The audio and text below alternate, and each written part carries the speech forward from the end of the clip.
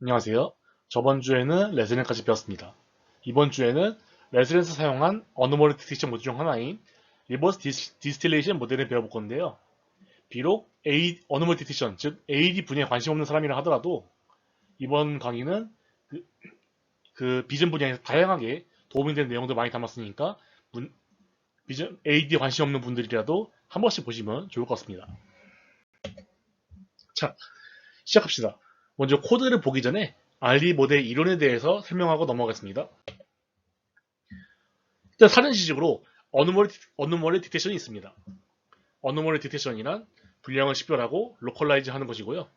보시는 바와 같이 이 클래시피케이션은 해당 이미지가 고양이인지 개인지 비행기 자동차인지 어떤 이미지인지 클래시피케이션하는 과정이 있는데요. 어노멀리 디텍션, 줄여서 AD라고 부르겠습니다.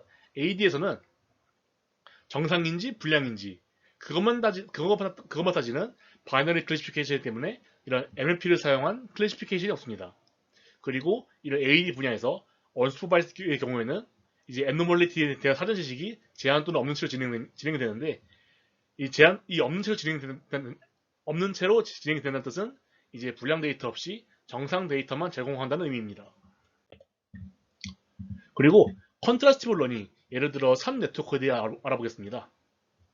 이 컨트라스티브 러닝은 이 샵 네트워크는 보시는 바와 같이 두 이미지가 같으면 같다, 축구공과 악어 다르기 때문에 다르다, 또 코끼리 같다, 코끼리 악어 다르다.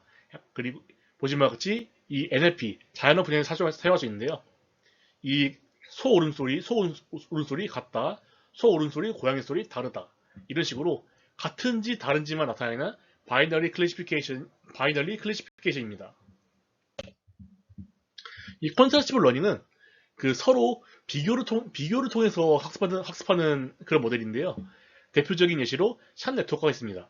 이 샷 네트워크는 만약에 이미지가 두 개가 있을 때 이 다른 두 이미지가 같은 네트워크를 사용합니다. 그렇게 해서 인풋 1에서 가공된 정보 1인 인베딩 1이 나오고 인풋 2에서 가공된 정보 2인 인베딩 2가 나옵니다. 그래서 가공된 정보 1이나 가공된 정보 2가 이 각 벡터끼리 거리를 계산해서 두 이미지의 유사도를 측정합니다. 그리고 그 유사도를 사용해서 로스 펑션을 설계하게 되고요. 여기서 보통 각 벡터끼리는 이 거리로 나타날 수 있기 때문에 이 벡터와 벡터 사이는 거리를 잴 수 있기 때문에 이게 샵 네트워크에서는 이 거리를 계산합니다. 여기서는 이 네트워크 학습할 때는 특별한 로스 펑션을 사용하는데요. 같은 이미지라면은 이 유사도 수치가 낮게, 즉 0에 가깝게 수렴하고요. 그리고 즉 차이가 0에 수렴하게 만든다는 뜻입니다.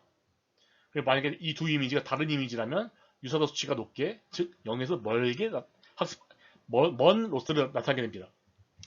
그렇게 해서 나온 로스를 사용해서 이 네트워크를 학습합니다.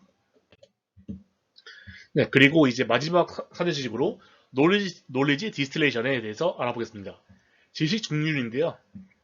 만약에 인풋이 이 티처와 스튜던트에게 모두 들어간다 해봅시다. 이 티처는 성능은 잘 나오지만 무겁습니다. 이 무겁다는 뜻은 느리고 연산량이 많이 필요한 모델입니다. 그리고 스튜던트는 성능은 잘 안 나오지만 가벼운 모델입니다. 즉 빠르고 낮은 연산량이 필요한 모델이라는 뜻입니다. 그래서 티처는 이 깊은 모델은 미리 학습이 되어 있고, 만약에 미리 학습이 되어 있다 해봅시다. 그리고 얕은 모델은 학습을 해야 한다 해봅시다.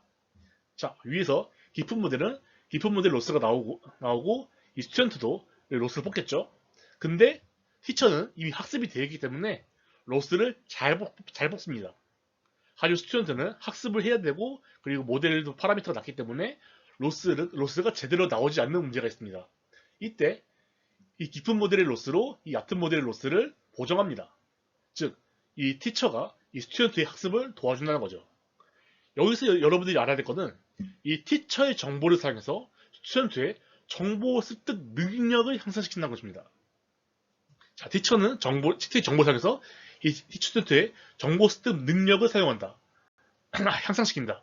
이거를 이해하고 넘어가시면 되겠습니다. 자, 이제 RD 모델, 본 모델에 대해서 들어가 보겠습니다. 이 RD 모델에서 학습 단계일 때, 학습 때는 정상만 한 개의 클래스 학습할 수 있는 모델입니다. 즉, 다른 이미지를 가져오면은 그 다른 이미지를 그러니까 모델을 하나 더 학습을 해야 한다는 말입니다. 하나 더 모델을 하나 더 학습을 해야 한다는 말입니다. 자, 일단은 이 티처는 레슨넷으로 이루어져 있습니다. 이 티처는 프리트레인된 티처로서 학습이 불가능하고요. 이 티처는 오로지 피처를 만드는 역할만 합니다. 그리고 이 레슨넷은 E1, E2, E3 나눠져 있는데 이 레슨넷의 이 네 블록 중에서 이 첫 번째, 두 번째, 세 번째 블록을 담당하고 있습니다. 자, 왜 프리트레인을 사용하는가? 이 티처는 방대한 양의 데이터, 이미지넷을 학습했기 때문에 피처를 서로 구분하는 특징을 뽑아낼 수 있습니다. 이게 어떤 말이냐? 만약에 인풋이 고양이와 강아지가 들어온다 해봅시다. 고양이와 강아지가 입력되면은 이 티처는 그래도 다른 값이 나옵니다. 물론 이 두 피처를 MLP를 사용해서 학습했을 때 결과가 잘 안 나올 수는 있지만 그래도 다른 이미지가 들어오면은 서로 다른 이미지를 뽑을 수 있다. 그 티처는 그러한 능력이 있다는 것을 기억하시면 될 것 같습니다. 왜냐하면은 이 방대한 양의 데이터, 이미지넷으로 학습을 했기 때문이죠. 만약에 학습이 제대로 안 된 경우에는 이 고양이와 강아지가 거의 유사한 값이 나올 수도 있는 것입니다. 그래서 충분한 학습을 했기 때문에 이렇게 예시는 좀 잘 나온 이미지이긴 하지만 이런 식으로 구분이 될 수 있다 라는 것만 알아두시고 넘어가면 될 것 같습니다. 그 다음에는 이 보틀넥 레이어가 있는데 이 보틀넥에서는 이 멀티스케일 피처 정보를 압축합니다. 자, 티처에서 E1, E2, E3에서 아까 레즈넷에서 보셨죠?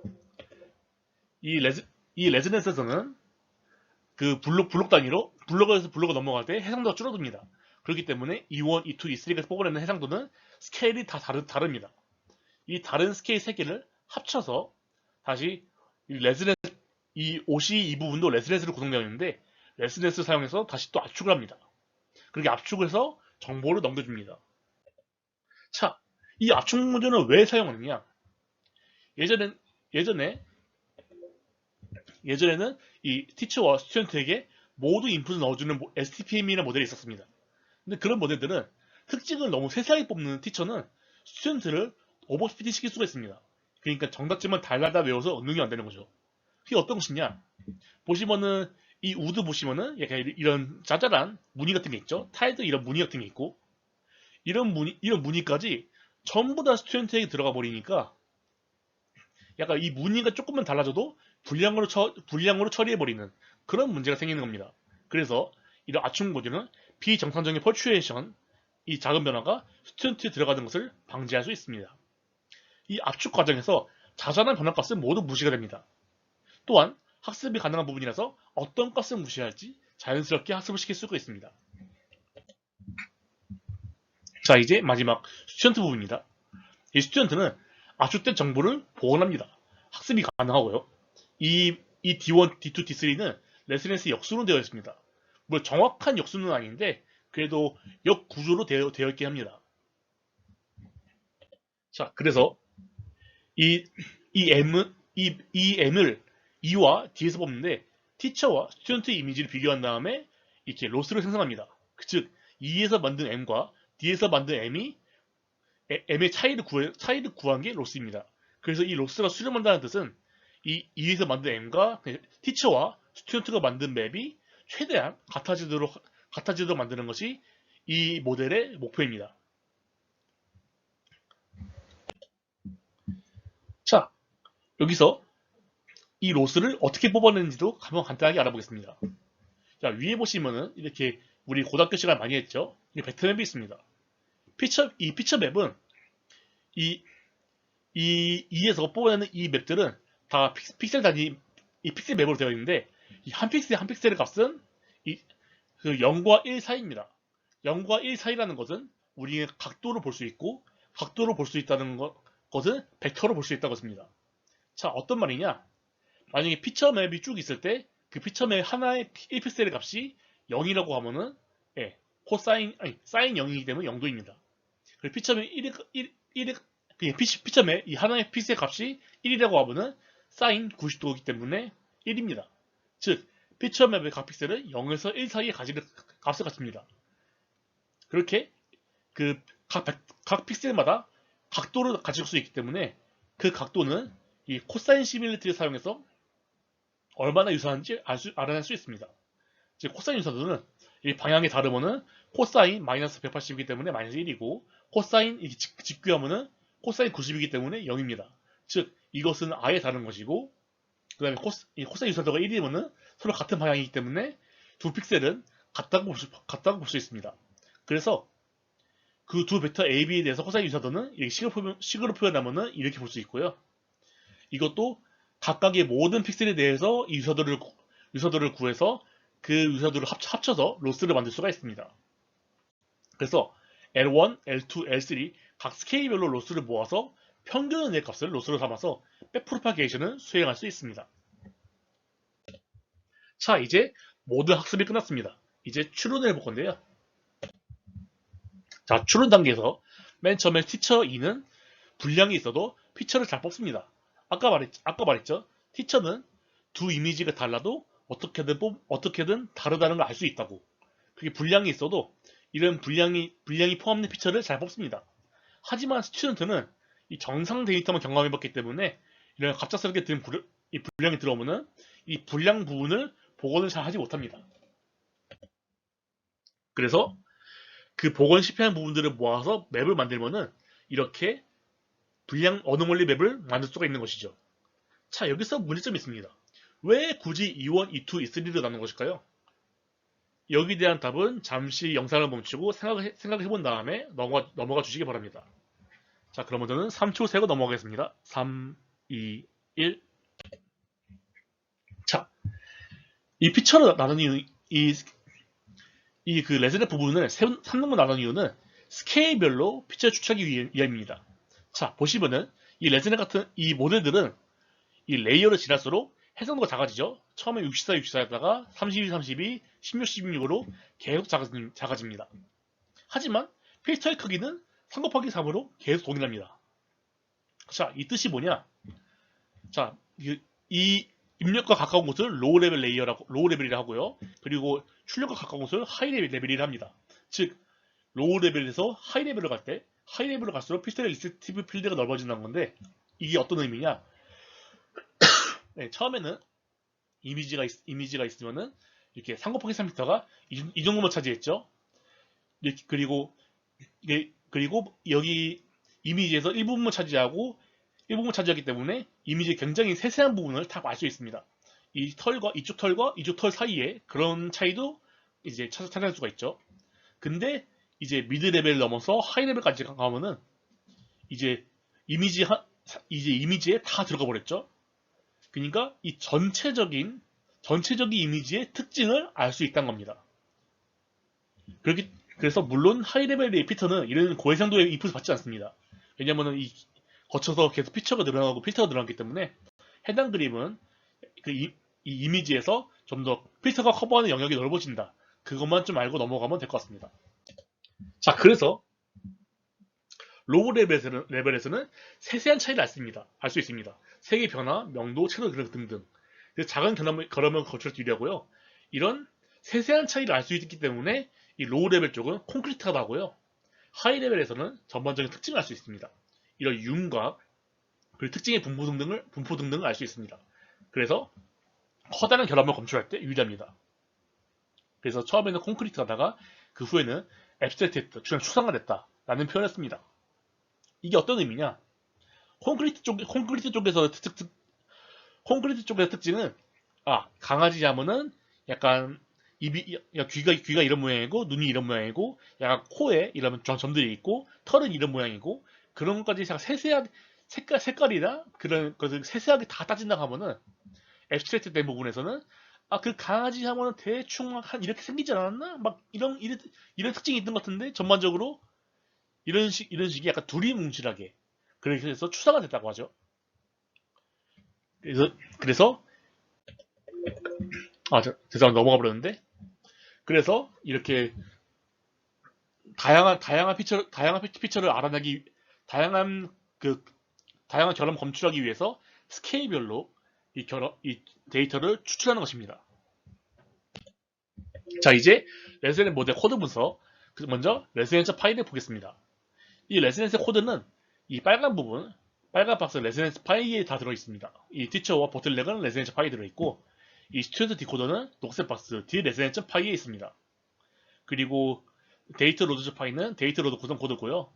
그리고 저희 한양대학교 학생들의 실습으로 나눠주는 trainer.ipynb, test.ipynb는 학습용 코드와 테스트용 코드입니다. 자, 레즈넷은 와이드 렌스넷 50-2와 와이드 렌스넷 102-2 그리고 레즈넷 18부터 여기 안 써져 있는데 레즈넷 18부터 152까지 전부 사용합니다. 이 코드 설명은 와이드 레즈넷 50-2 이 기준으로 진행을 하겠습니다. 자, 레즈넷 파입니다. 기본적으로 2주차의 레즈넷과 거의 유사합니다. 코드의 진행 순서에 따라서 예습을 진행해 볼 건데, 자, 이 레즈넷은 이 맨 처음에 256/256, 3채널 이미지 봤죠? 그 다음에 컨버루션 1은 7x7의 스타일 2 패딩 3를 진행하기 때문에 256, 253채널이 128/128, 64채널로 변하게 됩니다. 자, 이제 128/128, 64채널짜리가 엑스플린에 들어가서 64/64, 64채널로 변환이 됩니다. 그리고 요것이 이제 레즈넷 블록들의 인풋으로 들어가서 이 처음에는 그냥 그대로 채널만 좀 그 커져 나오고요. 64/64에서 채널만 커져 나옵니다. 그리고 다시 줄어들어서 31에서 32, 512 채널 나오고 다시 줄어들어서 16/16, 16, 1024 채널 나옵니다. 그래서 이 부분을 보시면은 레이어.x가 레이어 1, 2, 3, 4 지났죠? 이게 레이어 1, 2, 3, 4입니다.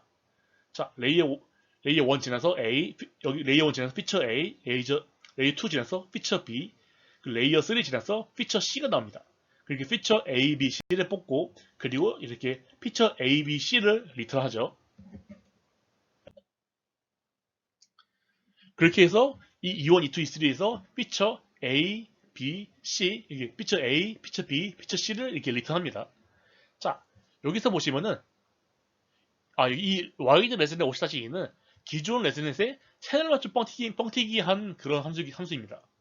그래서 보시면은 이강 레즈넷과 여기 다 동일하죠. 근데 보시면은 여기 리턴할 때 BN 레이어, 보틀넥 레이어도 리턴하는 것이 차이점입니다. 자, 이 보틀넥에서 이 ATN 보틀넥이 뭐냐면은 이 어텐션 보틀넥이거든요. 레즈넷 18부터 34는 어텐션 베이지 블록을 사용하고요. 레즈넷 50부터 50, 120, 152 그리고 와이드 레즈넷 50과 101에서는 어텐션 보틀넥을 사용합니다. 이것도 레즈넷과 거의 유사하죠. 자, 어텐션 보틀넥은 레즈넷의 보틀넥처럼 블록을 만들어주는 함수입니다. 트랜스포머의 어텐션이 아니고요. 자, 보시면은 여기서 처음에 컨버루션 1x1, 컨버루션 3x3, 1x1 이렇게 있죠. 보시면은 스트라이드, 그룹, 딜레이션 등 크기에 영향을 주는 요소들은 모두 3x3에만 있습니다. 그리고 이 끝부분 보시면은 아이덴티티 X가 또 합쳐질 과정이기 때문에 레즈넷과 거의 똑같은 블록으로 보시면 되겠습니다. 그리고 이 블록은 어텐션 블록이라고 명명하겠습니다.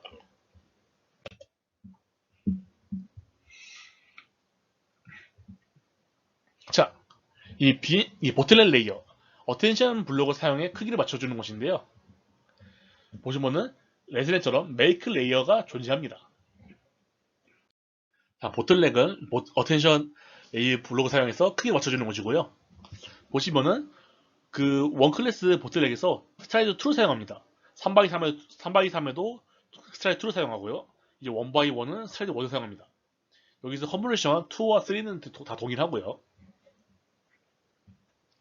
즉, 이 BN 레이어, 컨버루션 1, 컨버루션 2, 컨버루션 3 전부 다 해상도를 절반으로 줄이는 걸 알 수 있습니다. 그리고 메이크 레이어를 한번 볼게요. 레즈넷처럼 첫 블록에만 스트라이드를 적용합니다. 예, 그쵸? 그 다음에는 그 포멀을 사용해서 나머지 블록을 쌓는 게 레즈넷이랑 똑같죠? 보시면은 이 BN 레이어 어텐션 블록 이 3, 총 3개의 블록을 쌓게 됩니다. 네, 이게 저 3개의 블록 무엇이냐? 여기 맨 마지막에 여기를 안 쓰는 8x8 부분이 있죠? 이 부분의 연산을 저 보틀넥에서 대신 해준다고 보시면 됩니다. 그래서 이 포워드 쪽 보시면은 이 컨볼루션 1, X0, 이 X0가 처음에 들어가고, 그렇게 L1이 나오고, 그러면 X1도 이렇게 들어가서 사이즈 줄인 다음에 나오고, 그리고 X2는 가장 작은 사이즈이기 때문에 사이즈를 통일시킬 필요가 없습니다. 그렇게 해서 X0, X1, X0와 X1을 모두 X2와 동일한 사이즈로 만들어주는 것이 이 보틀넷 레이어의 목표입니다. 그 다음에 마지막으로 마지막으로 이 아까 만든 어텐션 레이어를 한번 이 세 블록을 지나면서 압축을 해주는 것이죠.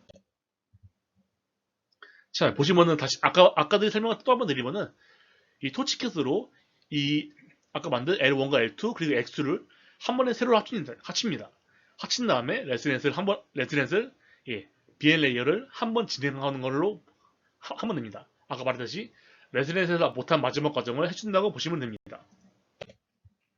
자, 어텐션 블록을 사용해 크기를 맞춰주는 것인데 이 보시면은 첫 인풋은 X0, X1, X2입니다. 이것들을 그대로 가져옵니다. 이 그대로 가져온 다음에 3x3을 스트라이크 2 하면은 이게 64 곱하기 64가 한번 줄죠. 근데 또 있으니까 또 줄었기 때문에 그 크기가 4분의 1 줄어들어가지고 이제 16 곱하기 16의 1024 채널로 만들어지게 됩니다. 이게 L1이고 X1도 한 번만 줄어들기 때문에 16 곱하기 16 곱하기 1024 L2가 되고 X2는 그대로 가져옵니다. 그래서 L1, L2, X2를 세로로 합쳐가지고 세로로 합치면은 이 X2는 16 곱하기 16 3072 채널짜리 인풋이 만들어지게 됩니다. 그 다음에 이 인풋을 그대로 사용해서 어텐션 블록을 한 다음에 이제 마지막으로 샌들까지 맞춰주면은 8 곱하기 8에 2048이 나오게 됩니다. 이 부분은 잘못하면 신경 쓰지 마시고요. 자, 이제 레스넷을 해서 압축까지 했습니다. 이제 압축까지 했으니 이제 레스넷을 거꾸로 올라가야 합니다. 사실 완전한 역수는 아닙니다. 대신 역구조라고 생각하시면 되고요. 이때 줄어진 해상도를 올려야 되는데 이 과정에서는 nn.convert-transpose 2D를 사용합니다. 자, 보시면은 일반적인 레스넷에서는 스트라이드 2일 때 해상도가 절반으로 줄었죠. 근데 보시면은 if 스트라이드는 2일 때 convert는 deconvert 2x2 마찬가지로 스트라이드 2일 때 해상도를 2배 키우는 함수입니다. 그래서 이 함수가 어떻게 2배를 키우는지 보겠습니다. 자, deconv 2x2는 인 채널을 아웃 채널로 변환하고 스트라이드 1이고 그리고 그룹과 딜레이션 똑같이 1입니다. 자, 되게 익숙하죠? 익숙한 이 함수는 이 아래쪽 nn.convert-transpose 2D를 리턴하는데 이것도 보시면은 인플레인, 아웃플레인, 인채널 아웃플레인을 변환하고 그리고 커널 사이즈가 기본적으로 2, 그리고 스트라이드, 그루브, 바이어스 퍼스트, 딜레이션. 이때는 아까 보셨다시피 해상도를 2배를 키울 때는 스트라이드를 다 2로 받습니다. 스트라이드 2로 받으면은 어떻게 이게 2배가 되는지 알기 전에 먼저 스트라이드 1부터 보면은 자, 먼저 이렇게 인풋 0, 1, 2, 3이 있고 커널, 필터가 0, 1, 2, 3이 있다 쳐봅시다. 인풋은 항상 1픽셀씩 한 칸씩 탐색을 합니다. 필터 사이즈 2 곱하기 2라면은 자, 이제 0에서 0, 1, 2, 3 곱해서 이렇게 되고 이제 한 칸 옮겨서 1을 탐색해야죠. 그 다음에 0, 1, 2, 3 해가지고 0, 1, 2, 3, 0, 2 다시 이제 2 곱하기 2 한 다음에 0, 2, 4, 6 3 곱하기 3 한 다음에 0, 3, 6, 9 이렇게 한 번에 합치면은 이 네 가지를 다 합쳐버리면은 이렇게 아웃풋이 나옵니다. 여기서 스트라이드 이렇게 탐색하는 게 아니라 스트라이드는 여기서 몇 칸 움직이는 칸의 간격입니다. 자, 이거 보시면 더 이해 가시는데요. 여기 스트라이드가 2일 때 똑같이 인풋은 한 칸 탐색을 하기 때문에 또 0에 0, 1, 2, 3 해서 0, 0, 0, 0 또 다음에 1에 0, 1, 2, 3 해서 0, 1, 2, 3 보시면은 이번엔 두 칸 떨어졌죠. 이 첫 번째 이미지와 두 번째 이미지 사이는 두 칸이 떨어져 있습니다. 스트라이드가 2기 때문에 두 칸 떨어져서 이게 넣은 것이죠. 자, 또 2는 0, 2, 4, 6, 또 3은 또 0, 3, 6, 9. 이게 스트라이드 2면은 두 가지 띄워붙이기 때문에 이렇게 이미지를 다 띄워붙여서 합쳐버리면은 이렇게 해상도가 2배로 복원이 됩니다. 그래서 이 nn.convert-transpose 2D는 커널 사이즈 2일 때 스트라이드가 2면은 이렇게 2배로 복원할 수 있는 것입니다. 자, 이게 D 레스넷의 구성입니다. 보시면 D레슨넷은 이 스트라이드가 1일 때는 1x1, 3x3, 1x1 이 레슨레가 똑같이 되어 있고 스트라이드가 2일 때는 해상도만 다시 두 배로 복원하는 그런 두 배로 복원하는 과정을 거치게 됩니다. 자, 그래서 스트라이드가 2일 때 변하는 것과 차량 수만 늘어나는 것이 아닌 줄어드는 점 빼면은 거의 모든 점이 똑같습니다. 네, 보시면 똑같이 레이어 1, 2, 3에서 똑같이 쌌죠. 레이어스 1, 레이스 0, 1, 2는 똑같이 레즈넷처럼 3463인데 여기 D레즈넷도 346입니다. 그래서 여기서 제가 좀 궁금한 게 있었는데요. 블록스가 레즈넷이 346이면은 D레즈넷은 역순이기 때문에 643이 돼야 될 것 같은데 똑같이 346을 그대로 따라갑니다. 그래서 이 부분에서 메일을 보내봤는데 이유 설명 없어서요. 그래서 제가 나름대로 추론을 해보면은 이 D레슨넷의 마지막 부분은 가장 작은 부분들이 모이는 곳입니다. 그래서 그런 가장 작은 부분, AD, 분량 검출에서는 작은 부분을 검출하는 것이 가장 중요하기 때문에 이 마지막 부분에 가장 그 피처를 집중시키는 게 아닌가, 블록을 많이 집중시키는 게 아닌가, 라는 생각을 좀 가지고 있습니다. 하지만 확답은 아니기 때문에 그냥 이 정도로 알고 넘어갑시다. 자, 그래 D레슨넷은 이 8x8에 2048짜리가 보틀렉을 통해 왔을 때 맨 첫 레이어에서 스트라이드 2 해상도가 상승합니다. 상승된 걸 그대로 또 다시 보틀렉 2개 지나고요. 똑같이 8x8이 16 곱하기 16, 32 곱하기 32로 그 다음에 64 곱하기 64. 그래서 이 부분이 x2, x1, x0 똑같이 복원이 됐죠. 이 복원된 거를 아까 이론에서 배운 것 같이 사용하면 됩니다. 자, 그래서 자, 이제 전체 구성입니다. 전체 구성은 이렇게 되어 있는데, 자, 맨 처음에 이 입력 데이터를 전처리한 다음에 64 곱하기 64, 24 체제짜리가 들어오죠. 그 다음에 이렇게 쭉 지나가면서 x0, x1, 여기 x2가 빠졌는데 x2가 나오고 그게 x0, x1, x2가 다시 보틀렉에 인풋 들어가면서 압축이 돼서 8 곱하기 8에 2048이 나오고 그 다음에 이게 다시 스튜던트 인풋으로 들어가서 해상도를 올려가면서 x2, x1, x0를 뽑습니다. 자, 이렇게 최종적으로 모든 코드에 대한 해석이 끝났습니다. 여러분에게 한 가지 팁을 드리고 싶으면은 저는 이 모델을 볼 때 이 인풋 사이즈가 얼마인지, 인풋 사이즈가 커널 지났을 때 얼마나 변하는지 사이즈를 계속 확인을 해봐요. 그래서 입력 출력의 이미지를 이렇게 x.size 괄호로 확인할 수 있습니다. 이렇게 사이즈를 계속 수시로 출력해보는 습관을 가졌으면 좋겠습니다. 자, RD 모델은 이번 주는 그냥 그 나눠드린 코드들을 실습하면서 넘어가 보도록 합시다. 모르는 것이 있으면 카톡으로 답장을 주시면 감사하겠습니다. 네, 오늘 RD 모델은 이상입니다.